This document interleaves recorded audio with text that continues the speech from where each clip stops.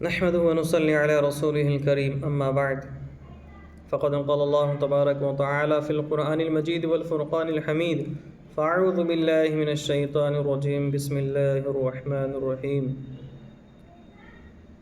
وأنتم الأعلون إن كنتم مؤمنين وقال تعالى يا بني أقم الصلاة وأمر بالمعروف وانهى عن المنكر واصبر على ما أصابك إن ذلك من عزم الأمور وقال تعالى إن الله اشترى من المؤمنين أنفسهم وأموالهم بأن لهم الجنة وقال النبي صلى الله عليه وسلم من اغبرت قدمه في سبيل الله عز وجل حرمهم الله عز وجل على النار وقال النبي صلى الله عليه وسلم لا يؤمن أحدكم حتى أكون هواه تبعا لما جئت به أو كما قال عليه الصلاة والسلام.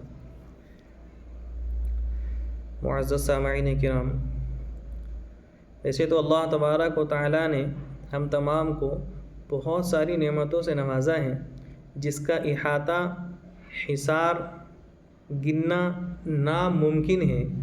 اللہ قرآن فرما رہے ہیں وَإِن تَعُدُّوا نِعْمَةَ اللَّهِ لَا تُحْصُوهَا کہ اگر تم ہماری نعمتوں کو شمار کرنا چاہو تو شمار نہیں کر سکتے. اتنی نعمتوں کو ہم اللہ کی استعمال کر رہے ہیں، لیکن ان نعمتوں میں سب سے بڑی نعمت جو اللہ نے ہم کو دی ہے وہ نعمت ایمان ہے. ایمان کی دولت سب سے قیمتی ہے، کیونکہ چاہے دنیاوی کامیابی ہو چاہے اخروی کامیابی ہو، ساری کامیابیوں کا دار و مدار اللہ تبارک و تعالیٰ نے ایمان کے اوپر رکھا ہے. جس کی زندگی میں دین ہوگا، اللہ کا حکم ہوگا، رسول اللہ کا طریقہ ہوگا، اس کو اللہ کامیاب کریں گے، چاہے وہ ظاہری اعتبار سے کیسے ہی نقشوں میں ہوں، اللہ اس کو کامیاب کریں گے، پکی بات. اب اس کی دلیل کے لیے ہم صحابہ کی زندگی اٹھائیں. بلال حبشی رضی اللہ عنہ کی زندگی پڑھیں، سلمان فارسی رضی اللہ عنہ کی زندگی پڑھیں، مصعب بن عمیر رضی اللہ عنہ کی زندگی پڑھیں، ابو ہریرہ رضی اللہ عنہ کی زندگی پڑھیں. سارے صحابہ دیکھو کیسے حال میں تھے، اللہ نے کہاں تک پہنچایا ہے. لیکن ایمان کی مضبوطی شرط ہے، ایمان پکا ہونا چاہیے.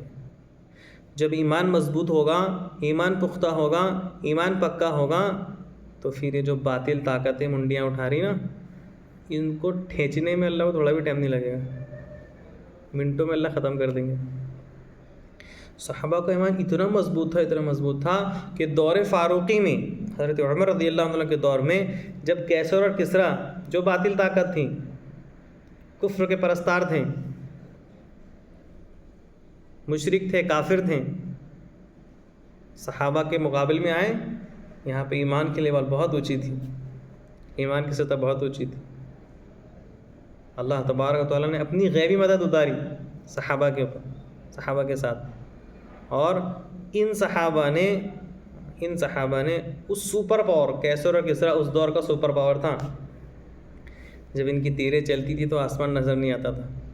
اتنے بڑے فوج و فوٹو والے، اتنے مال و دولت والے، کہ جب دور فاروقی میں ان کا قلعہ قمع کیا صحابہ نے، اور ان کی اینٹ سے اینٹ بجا دی اور ادھر سے ادھر کر کے رکھ دیا صحابہ نے کیسر اور کسریٰ کو. اور جب ان کے فتوحات، مال غنیمت جب آیا ہے مدینہ کے اندر، تو مسجد نبوی کے اندر سونے چاندی کے ڈھیر پڑے تھے، اتنے مال والے. ایمان پکا ہونا چاہیے. آج بھی باطل طاقتیں اپنی منڈیاں اٹھا رہی ہیں، کچھ بھی نہیں ہے، بودے لوگ ہیں، کوئی وقعت نہیں ہے ان کی اللہ کی نظروں میں. اللہ کی نظروں میں ان کی قدر مچھر کی برکی بھی نہیں ہے. کیوں؟ کیونکہ جس کی زندگی میں دین نہیں ہے، وہ اللہ کی نظروں میں کچھ بھی نہیں. تو اللہ چھوٹ دے رہے ہیں، بندے ہیں آخر اللہ کے، اللہ مہلت دے رہے ہیں. توبہ کر لیں، ہدایت پر آ جائیں تو اللہ قبول کر لے گا. اور اگر اسی کفر اور عناد پر جمے رہیں اور اسی ہڈرمی پر اڑے رہیں تو ان کو ہٹانے میں اللہ کو سیکنڈ بھی نہیں لگے گا. بڑوں کو ہٹا دیے. قوم عاد کو دیکھ لو، اٹھا کے جاؤ تاریخ پڑھو قوم عاد کی، پنڈلیا تک کی بھی نہیں آتی ہے قوم عاد کے، اتنے خطرناک لوگ تھے. ان کو ہٹانے میں ٹائم نہیں لگا اللہ کو. اور جو اہل اللہ کے ساتھ چھیڑخانی کرے گا، اللہ سے جنگ کا اعلان کر رہے ہیں. یاد رکھنے کے بعد لوگ جو اٹھے نا ابھی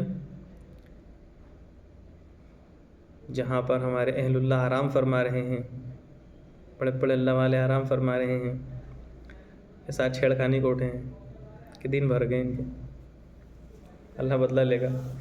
اللہ کی مہلت کا غلط فائدہ نہیں اٹھانا چاہیے۔ دوسری طرف اللہ انتظار کر رہے ہیں ایمان والوں کے اللہ کی طرف لوٹنے کا، کیونکہ ایمان والوں کا ایمان کمزور ہو گیا۔ ایمان والوں کا ایمان، اللہ قرآن فرماتا ہے وَأَنْتُمُ الْأَعْلَوْنَ إِن كُنتُم مُؤْمِنِينَ، تم ہی سر بلند رہو گے۔ شرط یہ ہے کہ تم کامل ایمان والے بن جاؤ۔ ہم سمجھ رہے 5 ٹائم نماز پڑھ لینا بس ہو گیا کام، نام رکھ لیے محمد علی مصطفیٰ، کیا نام رکھ لیے، نام رکھ لینے سے اور 5 ٹائم کی نماز پڑھ لینے سے مسلمان نہیں ہو جاتا انسان۔ یہ تو ایک فریضہ ہے، ایک شعبہ ہے، بہت سارے شعبے ہیں دین کے۔ سب سے اہم جو شعبہ ہے وہ ہماری زندگیوں کو چینج کرنا ہے، رسول اللہ کے طریقے پر ڈالنا ہے۔ چہرے پر داڑھی ہو، سر پر ٹوپی، دیکھو کیسا ڈرتے ہیں یہ لوگ، تجربہ کر لینا، بہت ڈرتے ہیں داڑھی ٹوپی والوں سے۔ اس کے لیے میرے بھائیو اپنی زندگی کو بدلو، اللہ کی مدد اترنا لازم ہے یار۔ اللہ کی مدد ہمارے ساتھ کس کے ساتھ آئے گی یار؟ اللہ کی مدد ایمان والوں کے ساتھ بھی آئے گی تو کس کے ساتھ آئے گی؟ شرط وہی ہے، سب سے پہلے اپنے آپ کو ہم کو چینج کرنا پڑے گا، اللہ کے حکم پر ڈالنا پڑے گا، رسول اللہ کا طریقہ زندگی میں داخل کر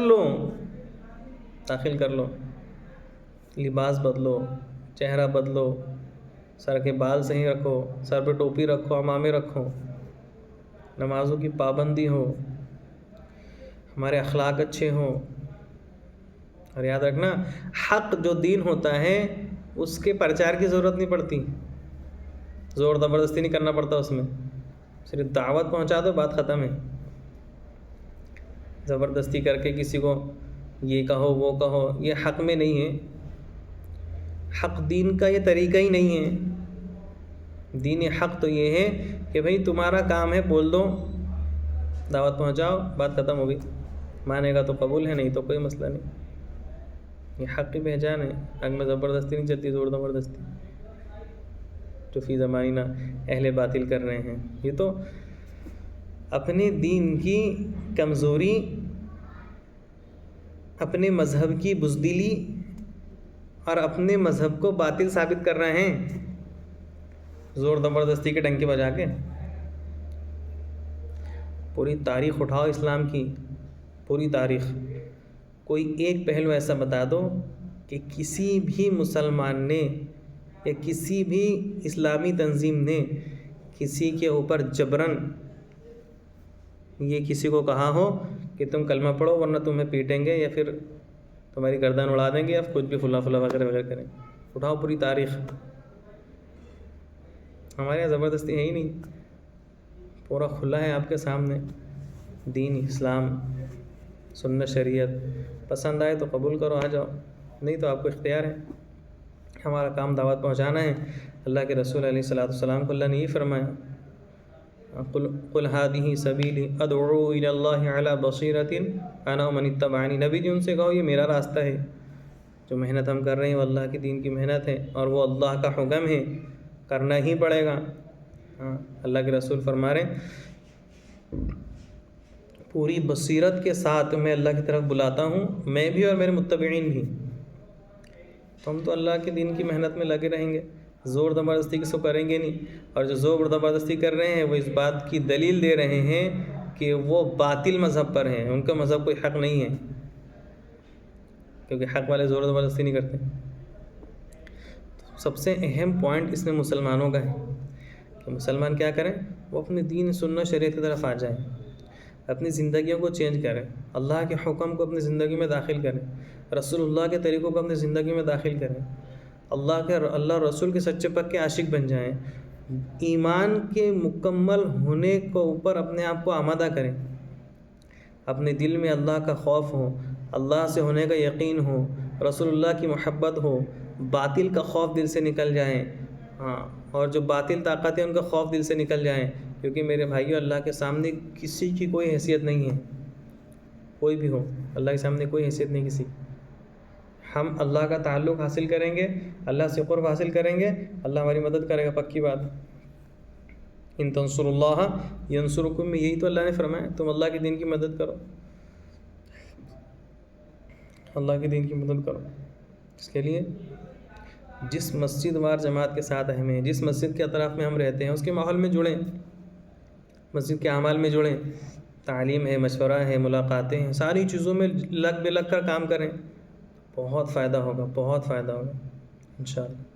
اور اچھی باتوں کو دوسروں تک پہنچائیں۔ جہاں ہم بیٹھے ہیں جم گھٹوں میں، چوراہوں پر، روڈوں پر بیٹھنے کا معمول ہے امت کا، بیٹھ رہے ہیں بہت سارے لوگ، تو اس میں خیر کی بات کریں، اچھی باتیں کریں، اللہ رسول کی باتیں کریں، دین کی باتیں کریں، ایمان اعمال کی باتیں کریں، ادھر ادھر کی باتیں نہ کریں۔ اللہ تبارک و تعالیٰ ہم تمام کو بہترین عمل کرنے کی توفیق عطا فرمائے۔